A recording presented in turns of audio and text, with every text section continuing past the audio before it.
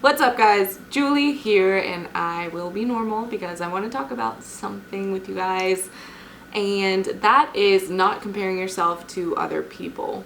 I know it is way easier said than done, but I find that with the rise of social media, which it rose like 7 years ago, so I don't even know why I'm saying that like I'm some old person. I'm like, the rise of social media, kids these days. But really, being on Instagram, being on Facebook, there's always something new coming up, Snapchat, all these different things. You're always exposed to an idea of someone's life that you may perceive as better than yours. So whether that is you're on Instagram and you see a body that you love and it's this bikini competitor and she looks shredded and ripped and just awesome and you want to look like her, or you're on Facebook and you see engagement pictures and wedding pictures and maybe you're single or maybe you're just newly in a relationship and you know that you eventually want that and you want that fairy tale romance that people are perceiving or putting out there for you to perceive as true love and being romantic, and it probably is. I'm not anyone to judge, but you see all these different ideas surrounding you of what your life could be like or should be like or what you want it to be like.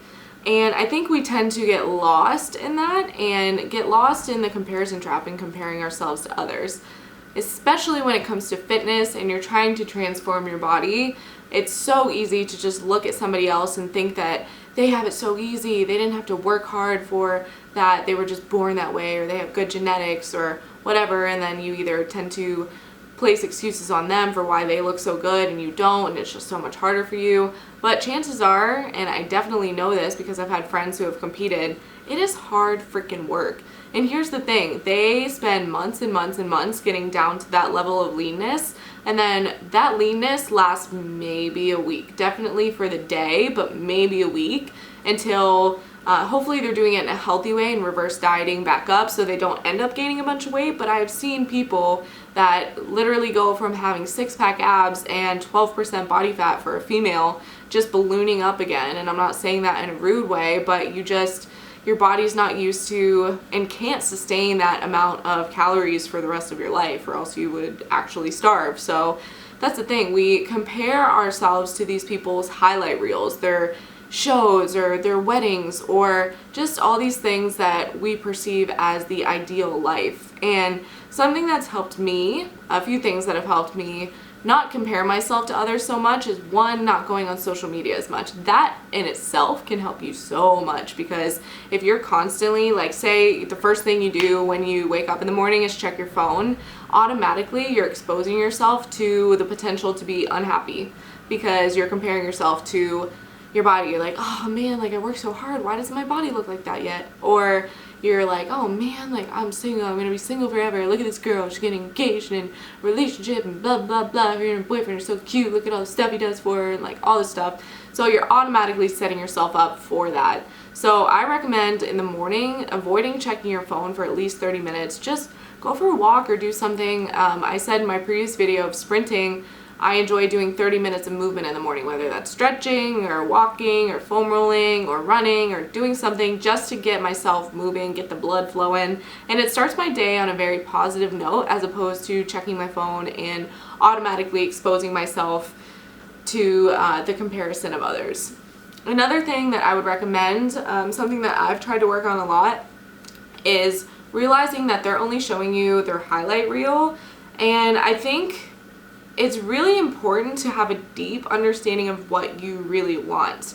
Because I think if you were to look at a competitor's body, for instance, yeah, they have sick abs, they're super ripped, and they just look fantastic. But would you want that lifestyle? Would you want to be consuming around 1,200 calories a day or less and only eating protein and vegetables, assuming they're doing it the bro diet way, and spending mornings and evenings in the gym, maybe twice a day, 3 times a day, spending time away from your family, not being able to enjoy meals out?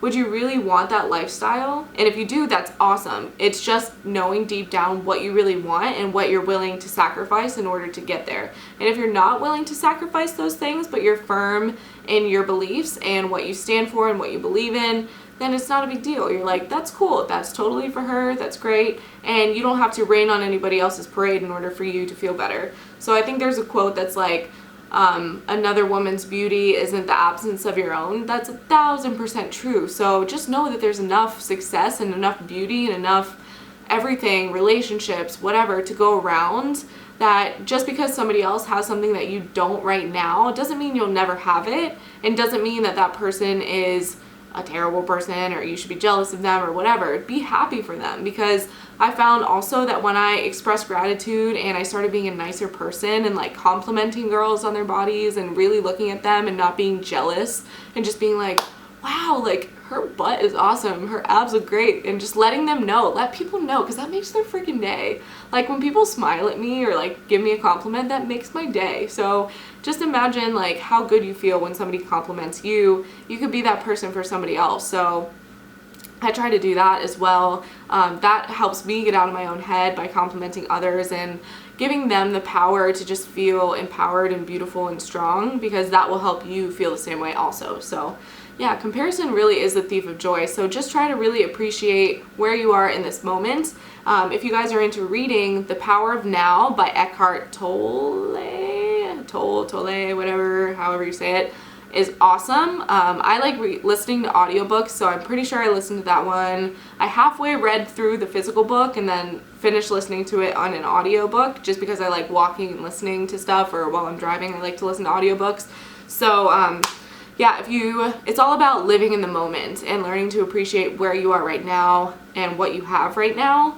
And you can still work for what you want while being happy with what you have. So that would be my biggest recommendation. Don't compare yourself to others, because you are just special how you are, my sweetie pie. You really are. And you have to believe that genuinely, deep down, you have to believe that. And then it won't be as bad when you see other people on social media or just in life in general, because you can share the success. There's enough success to go around, and you can celebrate their accomplishments without feeling jealous or spiteful or whatever, and realize that you can have the same thing. You just have to get out of your own way and believe that you can have it. So that's it. Mwah. Boots with your Gucci suit. This is what happens when you're recording videos for a while. You just are so weird.